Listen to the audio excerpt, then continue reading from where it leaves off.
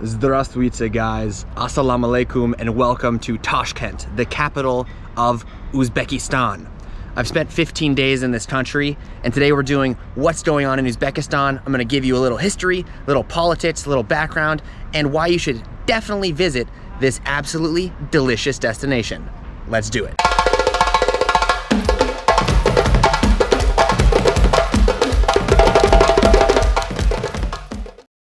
Uzbekistan, Uzbekistan, Uzbekistan. I love this country. This is probably one of the favorite countries that I've had on my travels thus far, and maybe the highlight of my travel year. To get started, I'm stumbling into a quick little market, show you guys what's going on in a market. I don't know what's going on here. There's a more famous market, but I found a small one. It's filled with spices, it's filled with great people, it's filled with a lot of emotions, and that's what makes Uzbekistan such a wonderful spot.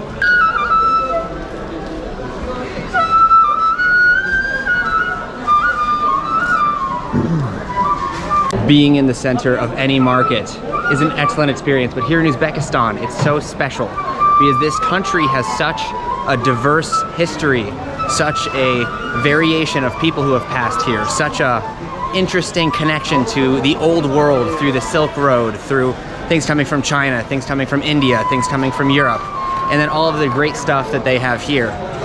Any market has delicious options of dried fruits and different things. Здравствуйте. Beautiful dried fruits from all over the place. They've got so much diversity, so much imports and exports and all this good stuff. And this goes into the narrative of what modern day Uzbekistan is. So let's get into it. Look at this beautiful stuff. Can I smell? It is Samarkand tea. Wow. Saffron? Saffron. Wow. Chibrit, kikuti, cardamom. Cardamom. Spasiba, spasiba. Before I leave the market and start telling you the story of Uzbekistan, I will say the one thing about the United States that really kind of like I don't like, the one thing that really gets me is that we don't have great markets. If you go to any kind of, like, you could say third world country, developing country, mid-tier country, like, markets are the place where everything happens. It's the place where people come, people congregate, people, you know, sell stuff. Yes. Здравствуйте. Assalamu alaikum. To meet you, brat. All right, see you. So as I was saying, markets are the place where everything goes down, and there's always, like, lots of nice people. I think this is the most friendly market I've been to in a while. Everyone's really trying to get me to taste stuff, and everyone's trying to talk to the camera. Здравствуйте. And it's certainly wonderful. What a place to be. So yeah, in the United States, we don't have these, and it's so, like, a bummer. Like, we have farmers markets, but it's just not right. And the thing is, the prices here are for the locals, which makes it so much more special, because it's like normal people come here. This one's a more expensive one, I can tell, because it's, like, pretty nice and new.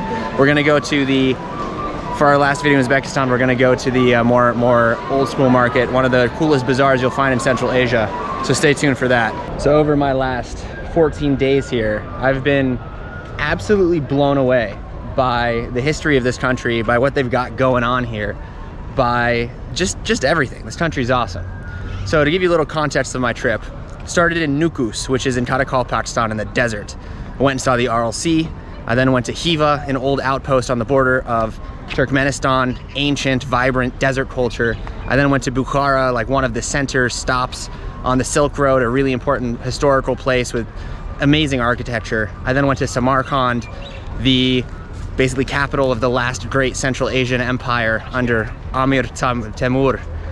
And it was just a fantastic place. And the final stop here is the basically Soviet city of Tashkent, the national capital, the biggest city.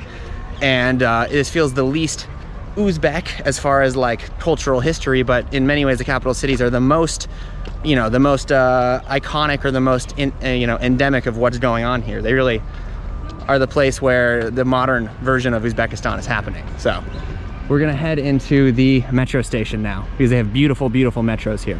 Question number one to answer is, who are the Uzbeks?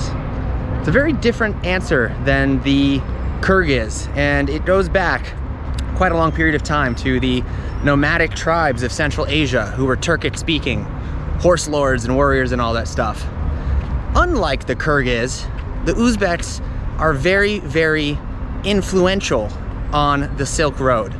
While the Kyrgyz didn't really build much, the Uzbeks were those market people, the people that built the big places of exchange, of trade, of learning, of science, and all that good stuff. And so you find a lot of amazing artifacts, buildings, architectural gems in this country that span over the 1,000-year history of these people in this region. The Uzbek people, they speak a Turkic language. It's very similar to Turkish. They write it in Cyrillic and in Latin letters, but there's a big national push to transition it into Latin letters, and that's kind of the core. They tried to de-Russify this area, as I talked about in the Kyrgyzstan episode, meaning that they're trying to kind of pull away from the Russian sphere and kind of move into their own thing. But they still have a lot of Cyrillic here. It's really confusing, I do have to say. And everybody's so nice, everyone's waving at me. And it's really confusing because it's like they kind of got rid of the Cyrillic, but they didn't really get rid of it at all. It's a very strange complex of things. While the Uzbeks, of course, are the namesake for Uzbekistan, these Turkic people, there is no talking about Uzbekistan without talking about the Tajiks and the greater Persian sphere. I'm gonna take you down now into the Soviet metro, because it's one of the most beautiful metros that you'll find in the world, apparently. But I gotta put the mask on. I haven't worn it in so long.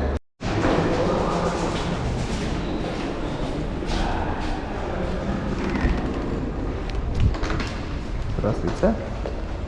Привет.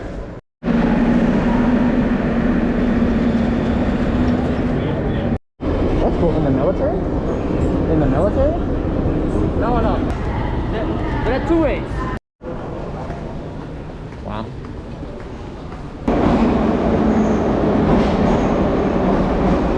These metros are super beautiful.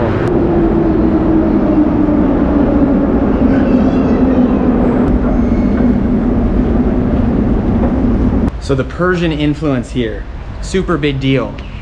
What I mean is that the Tajiks, which come from, well, I guess live in Tajikistan mostly now, actually are a big population here in Uzbekistan, and many, many, many people, especially from the cities of Samarkand and Bukhara, and even here in the capital, speak Tajik, which is, you could call it like a dialect of Farsi, which is the national language of Iran. This is easily one of the most multilingual countries I've ever been to, where people here all speak Uzbek, a lot of them speak Tajik, the majority speak Russian, and a good chunk of them also speak English, which is very, very impressive. And now as English is becoming more popular and a lot of Uzbek people move, you can find a lot of Uzbeks who speak Turkish, a lot of Uzbeks who speak other European languages, and Farsi as well, since it's a cousin language of Tajik. So in modern day Tashkent, you've got a big mix of buildings here. So we have some Soviet block housing that's still around. We've got Soviet fountains, we've got Soviet metros, but the rest of this country has been quite de-Sovietized, which is quite interesting. So because of the location of Uzbekistan, to the south Turkmenistan, to the east the other stands, to the north Kazakhstan, really close to the Caspian Sea, you get just so much mixture and so much diversity. So if you were to ask what an Uzbek person looks like, there is no straightforward answer, because so many people have been through here throughout history. There are people who look, let's say, more Near Eastern, so like they're from Iran or they're from Azerbaijan. People look Turkish, people here look East Asian, people here look Mongolian, people here look, you could say, Indian. I mean, there's really like an unlimited mix.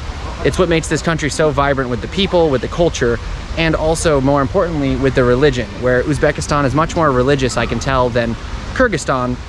But there's a varying mix of people being quite religious, especially in the Fergana Valley, which is to the east of here, people being not super religious, like here in Bishkek, and then it seemed like in Bukhara, Samarkand, people were religious, but they weren't really conservative or super conservative. I saw a lot of hijabs, but I didn't see, for example, too many to where it would be super noticeable that this is a very Muslim country.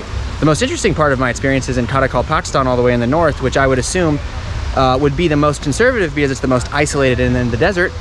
Everybody there wore Western clothes, no women wore hijabs, everyone was wearing dresses, and the majority of men were just wearing like typical like European guy clothes, no sandals, no Muslim like small hats, nothing. very interesting, and it's totally not what I was expecting from Uzbekistan. So what's funny about Uzbek cities is that all of them seem to have a big central park with amusement park rides, and I just got a Hrustim baguette with assorted cheese flavor. That's what they're giving out here. That's what these guys are giving out. Woo!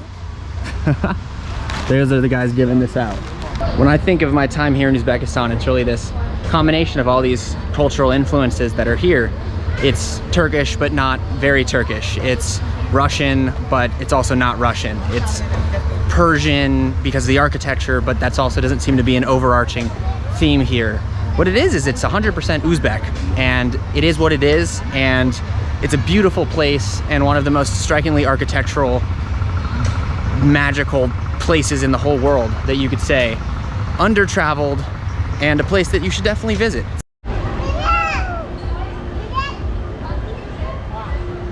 This is probably not what you think of when you're thinking Uzbekistan, but hey, they've got it.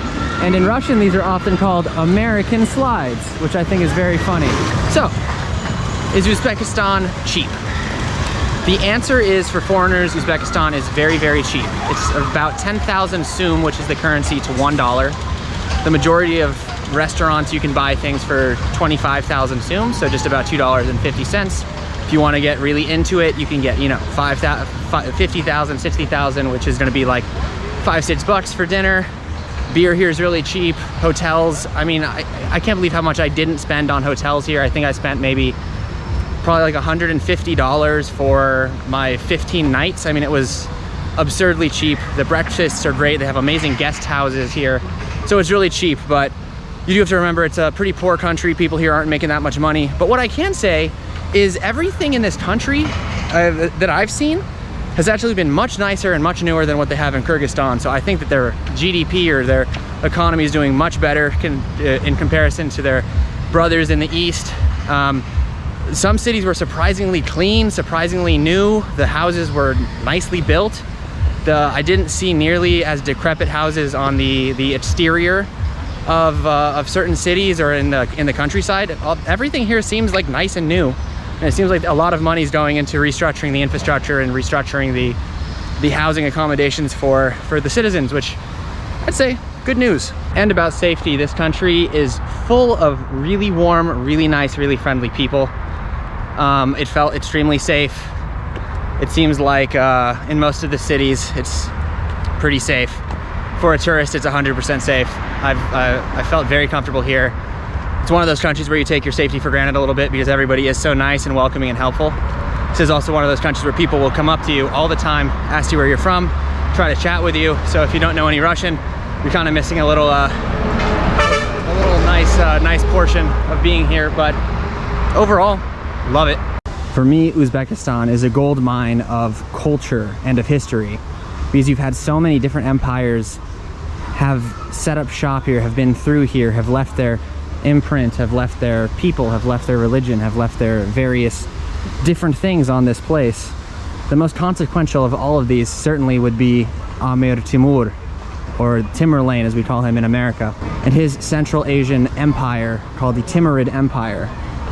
This man is revered here, and his sons, as I talked about in the Samarkand episode, led to the foundation of kind of the Central Asian Renaissance, a time period where this land was becoming incredibly scientifically advanced, artistically advanced, a place of learning, sharing, and all that good stuff. The one controversial part of all of this is that Amir Timur was a conquistador. You know, he was a military leader, a conquestor. He was someone who went into your land, killed your people, and took it, you know? So while being this guy that kind of commenced this time period of great wealth for human civilization, he also apparently killed 17 million people on these conquests, which is somewhere around 5% of the world's population at that time at the end of the 1300s. It's controversial only because how do we think of these figures in the past? Genghis Khan, Amir Timur, these people that did so much for the consequential shape of our world, both positively and of course negatively. Do we put them in the category of a Stalin or a Hitler? Or do we revere them and give them museums and talk and name streets after them and talk about them in some sort of glorified way, as they do here in Uzbekistan? I don't know. It's not my job to answer those questions. I would be curious to hear what you guys think in the comments below. To finish up my video, I think when people say Uzbekistan, it has the word "stan" in it. People tend to think it's a dangerous place, a scary place, an Islamically radical place. And the thing is, the world is so much more complex than that. This is a place with families, with great culture, with superb food, with people playing tennis in a park. It's not Afghanistan, it's not a war-torn state. It's a place where people are working hard to make their lives better, a place where people are really trying to improve their circumstances and trying to change their future for the better. That's what I love when I come to these places, especially the capital cities like Tashkent or Bishkek, in this region that's very unknown. There's so much beauty here, and there's so much positive changes happening that you can't but be a bit impressed, especially coming from a place that 30 years ago was 100% more developed, and then you're walking around modern Tashkent and you're like, wow, these people have really caught up really incredibly fast. If you're interested more in the Soviet history, because I didn't cover it at all and it is an important part of the story, stay tuned for my next video, which is coming right from here, right from Tashkent. We're gonna do a food tour, and we're gonna find some Soviet era dishes along with some Uzbek food as well. Being a world traveler, you really do see a lot. And this is my 54th country that I've had the pleasure of visiting. But Uzbekistan will hopefully remain in my top 5 countries that I find are the best on the planet. We'll see how it goes, but it's made its way into the top 5 list, which means you have to come here. If you have the chance, get out of your comfort zone, book a ticket to Tashkent, and eat a samsa. Super delicious. So from this very patriotic sign which says patriotism is a guarantee of national development, Uzb patriot, proud of Uzbekistan, this is the Uzbek eagle here, I sign off. I hope you enjoyed the video. I hope you learned something new. I hope I inspired you to come to Central Asia to see this amazingly diverse country for yourself. If you liked the video, make sure to like and subscribe, hit the notification bell. We've got one more video coming up from here in Tashkent, and then we were off to Serbia. I'm gonna be living in Belgrade for a few months. Very excited about that. So stay tuned for more Balkan videos. I know you guys liked my Balkan videos, so we're going back, baby. We're doing it. So from the hot dogger, I will sign off from Tashkent. Das Fedanya.